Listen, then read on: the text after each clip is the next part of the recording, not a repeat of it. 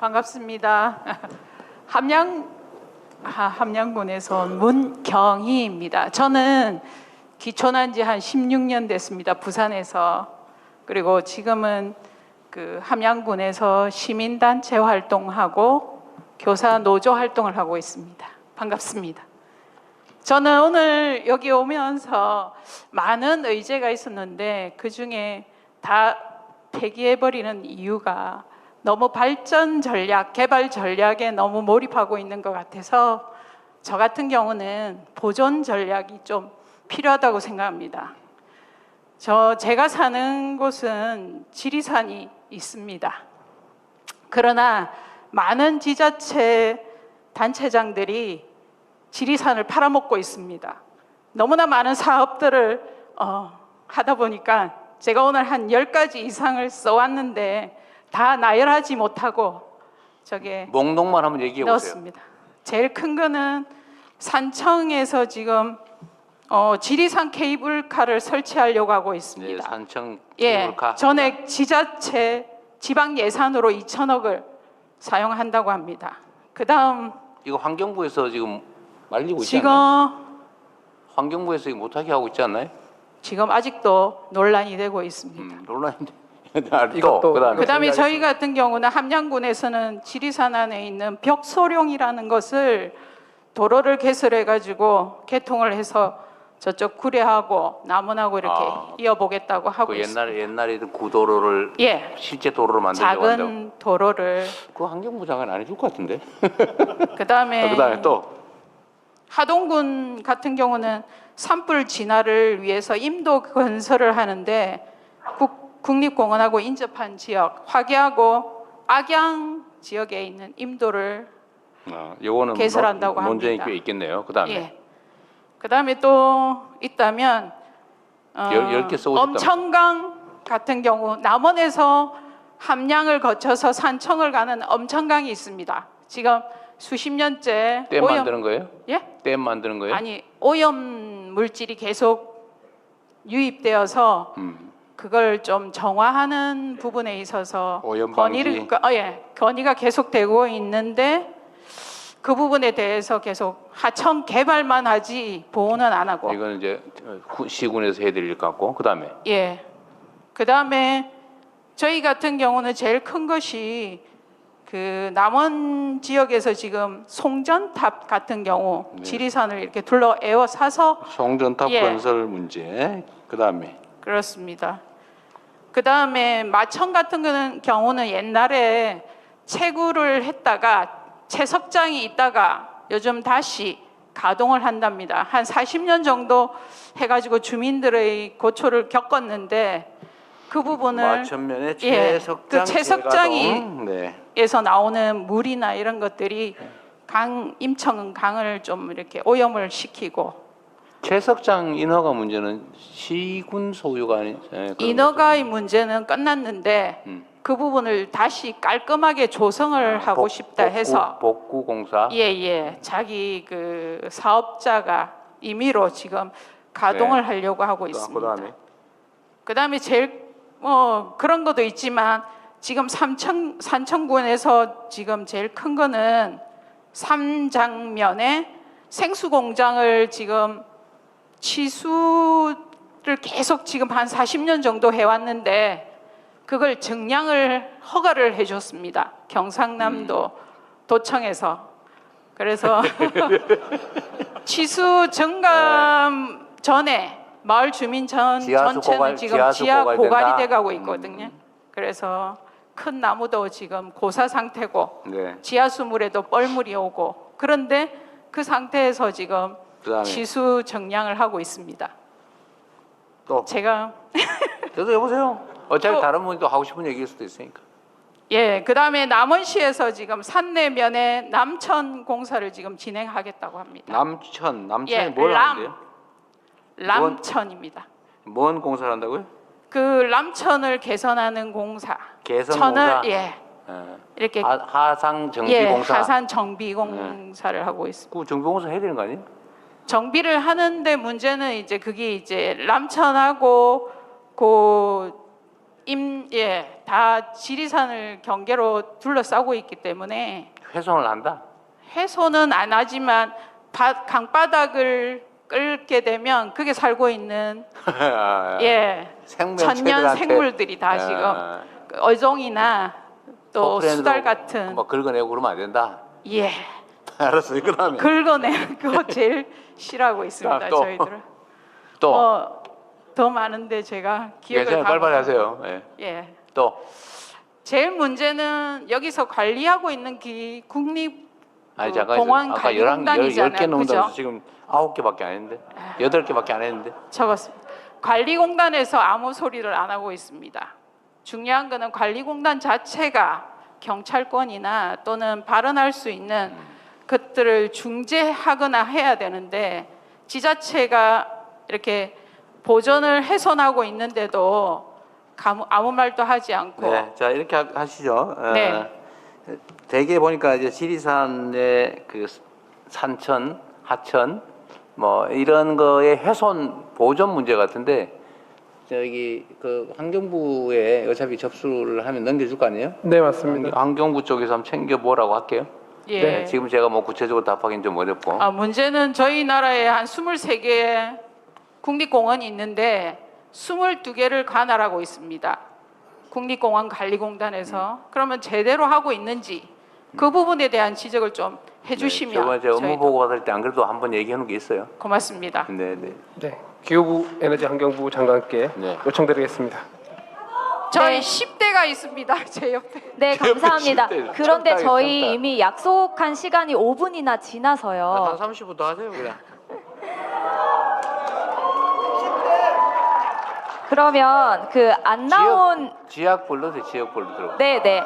일단 우선 말씀드리면 잠시만요. 여러분 제 이야기를 조금만 들어주십시오. 일단 다시 한번 말씀드리지만 행사장 입구 그리고 자리에 서면 의견서 비치해 드렸습니다. QR코드 있으니까 온라인으로도 의견 주실 수 있다는 점 다시 한번 말씀드리고요. 아직 그 안 나온 지역이 있다고 해서요. 혹시 진주에서 오신 분 계실까요? 진주에서 오신 분 계실까요? 네, 저기 목도리 하신 네. 분께 마이크 전해드리겠습니다. 진주 얘기 한번 들어보고 싶네요.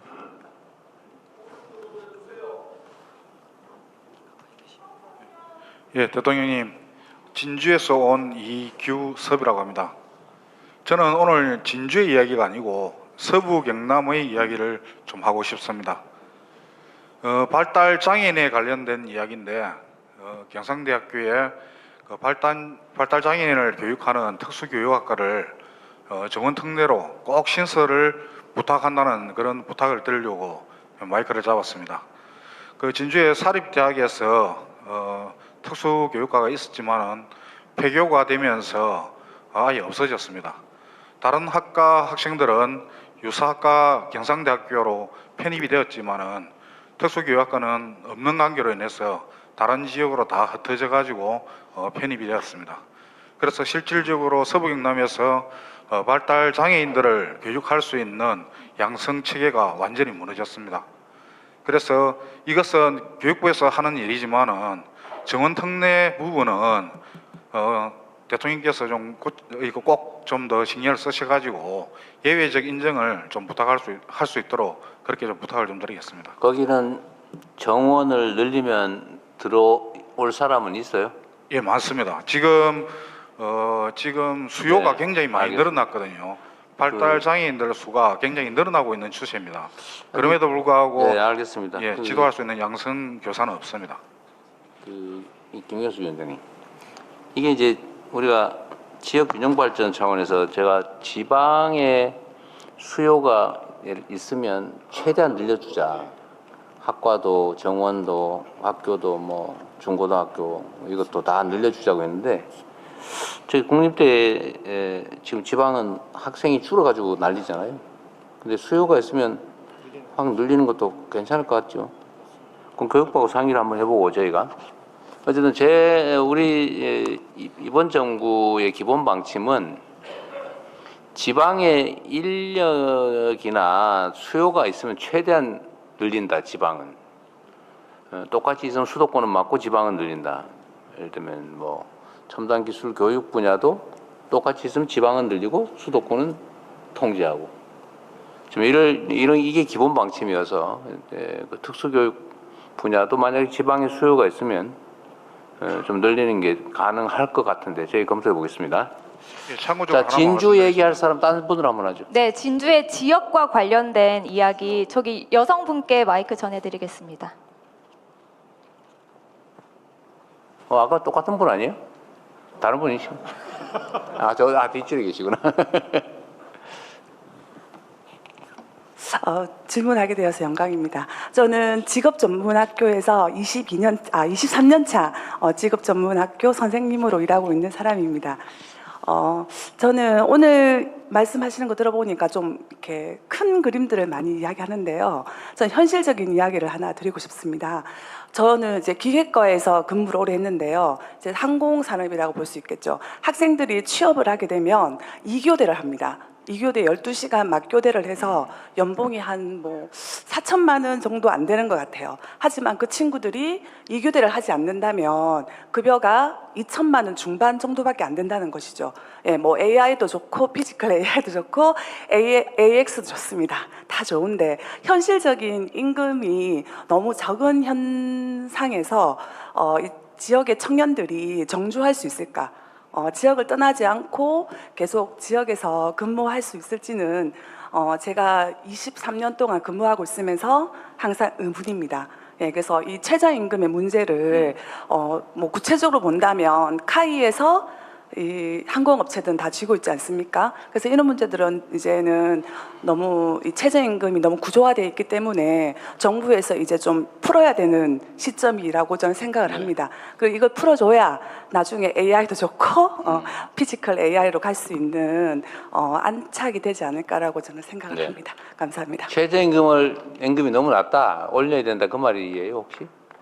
그게 아니라 이제 카이 직원들은 급여를 상당히 많이 받죠. 두산중공업이나 대기업 소속 직원들은 급여를 많이 받지만 그 밑에 있는 협력업체 직원들은 2교대를 그러니까 뭘 어떻게 하자고요? 예, 급여를 현실화를 하자는 거죠. 누가 어떻게? 그러니까 너무 이게 고착화되다 보니까 어디서부터 문제를 풀어야 될지 모르겠지만. 네, 일단 알겠습니다. 예. 저기 항공 분야도 그런 모양이네요. 이제 이게 지금 조선 분야도 그렇고 건설 분야도 그렇고 지금 제가 사실은 이것도 이제 어느 시점에선가 우리 사회의 주요 의제로 해서 한 번쯤은 좀 시끄럽게 논쟁을 한번 해야 될 일인데요. 우리나라는 임금 격차가 너무 심해요. 그러니까 대기업의 정규직, 대기업의 비정규직, 하청업체, 계열업체들의 정규직, 또 거기에 또 비정규직, 거기 또 여자, 남자 또 나누고. 그래서 이게 한 두 단계 지나가서 보면 대기업의 정규직하고, 그러니까 하청 계열업체의 비정규직하면 한 40%밖에 못 간다고. 지금 이게 현재 실제 그래요. 또 여성은 또 더 적어요. 이거를 해결을 어떻게든지 시작을 해야 되는데 지금은 사실 너무 엄두가 안 나서 일단 부동산 문제 좀 정리를 한번 하고 그럴까 생각 중인데 어쨌든 이거는 정말로 중요한 문제입니다. 양극화가 사회 발전을 가로막잖아요. 그러니까 우리가 지금 성장 발전 잠재력이 이만큼 있는데 이게 자원과 기회가 골고루 나눠져서 다 제대로 풀로 효용을 발휘하면 이제 충분히 잠재력만큼 성장 발전할 수 있는데 이게 한쪽으로 확 몰려가지고 어떤 사람은 그 기회를 너무 남아서 못 쓰고 썩어 나가고 또 많은 사람들 기회조차 누리지 못해서 손가락 물고 그냥 놀아야 되면 그 사회가 발전할 수가 없죠. 이 양극화가 이런 문제를 이야기하는데 이걸 해결하면 사실은 모두가 행복한 파이를 키우는 길이 되죠. 근데 당장 현실에서는 그러지 못합니다. 제가 조선 쪽에 그런 얘기를 했어요. 전 세계적 경쟁력을 가지고 세계 최강의 조선 산업인데 제가 얼마 전에 울산 갔을 때 얘기 들어보니까 220만 원 주고 외국인 노동자를 데려다가 비자를 정해가지고 쓰고 있다고 어떤 분이 말씀하셔서 저는 속으로는 그거 좋은 일이 아닌데 그거야 하청업체 사장은 좋겠지만 그 지역 경제에 도움도 크게 안 되고 임금 격차만 심하게 하고 소위 노동 착취가 자랑도 아니다. 그래서 제가 얼마 전에 또 그것도 물어봤어요. 제가 그때 기업분들 제가 자주 만나니까 조선산업의 인건비 차지 비중이 얼마나 됩니까? 네, 물어봤어요. 그러니까 뭐 한 17% 뭐해서 뭐 한 20% 보통은 이제 어차피 10% 선이에요. 인건비가 계속 줄어들고 있어 비중이. 거기도 뭐 크게 차이는 안 나는 것 같더라고요. 그래서 뭐 그건 뭐 내가 뭐 다른 얘기는 할 수 없고. 근데 이 항공 분야도 마찬가지죠. 임금 격차가 너무 심해가지고 카이야마 본사의 정규직은 꽤 괜찮을 것 같아요. 지금 보니까 뭐 그렇겠죠. 근데 거기에 납품을 하는 하청업체들, 납품업체들의 정규직도 아니고 비정규직 이러면 아마 한 3분의 1도 안 될 거예요. 3분의 1 좀 넘게 나면 그러지 않을까? 반도 잘 안 될 거예요. 어쨌든 이 문제는 대한민국 국가의 지속적 발전을 위해서는 반드시 한 번쯤은 짚고 넘어가야 될 일입니다. 그런데 지금은 그게 너무 당연시되고 있어요.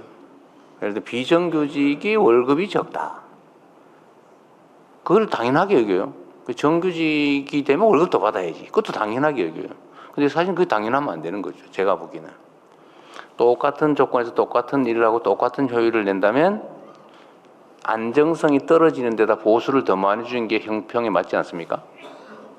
그래서 우리가 저기 호주 같은데 여름방학에 가서 알바하면은 그 정규직보다 더 많이 준다는 거잖아요. 왜냐하면 불안정하게 단기간 일을 하기 때문에 더 많은 보수를 주는 게 맞죠. 근데 우리는 반대예요. 알바일수록 더 적어요. 이게 사실은 우리 사회 발전 잠재력을 갉아먹고 있죠. 쉽지 않은 문제이긴 합니다. 그리고 정부가 그럼 어떻게 할 수 있냐? 최저임금을 올리면 해결이 되냐? 꼭 그렇지도 않아요. 최저임금 올리면 저항이 엄청나고 또 고용주들 입장에서는 최저임금이 올라가면 부담이 너무 커서 사회적으로 심각한 문제가 됩니다. 그리고 우리가 착각하는 게 하나 있는데 최저임금하고 적정임금은 달라요. 최저임금만 줘도 된다는 게 아니고 최저임금 밑으로 주면 안 된다예요. 그 최저선을 정한 거예요. 그것만 주면 된다가 아니라고요. 근데 우리는 어느 순간에 최저임금 그것만 주면 돼 라고 생각하게 됐어요. 그래서 정부에서도 전부 그러고 있더라고요. 보니까 정부에서도 다 최저임금으로 고용을 해요. 얼마 전에 그 우리 강원식 실장이 막 그 회의하면서 화내던 것도 있던데 365일에서 364일을 일을 시키고 퇴직금을 안 주고 있더라고요. 창원이야? 창원에서 그랬어요? 그래서 뭐 아니 그 말이 되냐 대통령이 안 그래도 물론 그 제가 보기엔 계약은 그 이전에 한 것 같아요. 1년 지난 다음에 생긴 문제니까. 그렇게 하지 마라. 11개월 계약하고 퇴직금 안 주려고 내쫓았다가 2달 후에 다시 고용하고 또 정규직 안 만들려고 1년 11개월 심지어 1년 11개월 29일만 시키고 이게 뭐 하는 거냐 국가가 모범적인 사용자가 돼야지 적정임금을 줘야지 최저임금만 주면 되겠냐. 근데 전국이 다 그러고 있어요. 그래서 제가 일단 방침은 정부는 앞으로 공공부문에서도 그렇고 고용할 때 적정임금을 준다.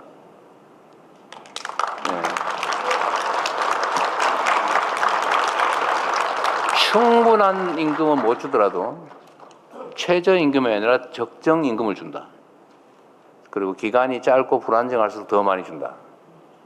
이제 이렇게 지금 정부 공공부문만이라도 이제 할 건데 아마 이거 하면 또 어디서 막 씹을 거예요. 야 돈이 남아도 오냐, 뭐 세금을 그렇게 막 쓰면 되냐, 퍼주냐, 뭐 그럴 것 같아요. 그래도 저는 해야 된다고 생각합니다.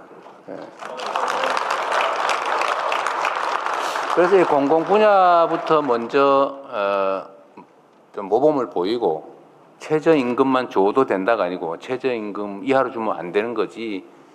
그건 최저 기준이지 적정 기준이 아니다라고 해서 사회가 모두 또 공감하고 이런 식으로 좀 제도적으로 해결할 텐데 강제할 방법은 없어요. 그러니까 그럼 어떻게 해결하냐?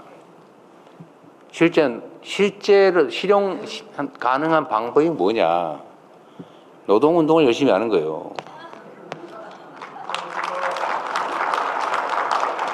그래서 노동자들은 언제나 약자이기 때문에 일하지 않으면 굶어 죽으니까 어떻게든 해야 되잖아요.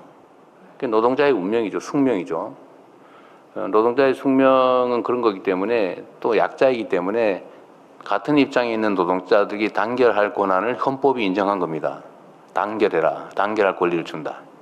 그리고 집단적으로 단체로 교섭할 권리도 준다. 헌법에서.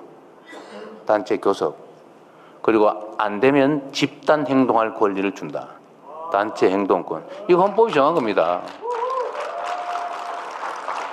그래서 노동자들이 단결을 해서 조직률도 올리고 이렇게 정당하게 헌법이 부여한 권리를 행사해서 이렇게 힘을 모아야 전체적으로 노동자들의 지위가 올라가고 사용자와 힘의 균형이 맞게 돼서 정당한 임금을 받을 수 있는 거예요.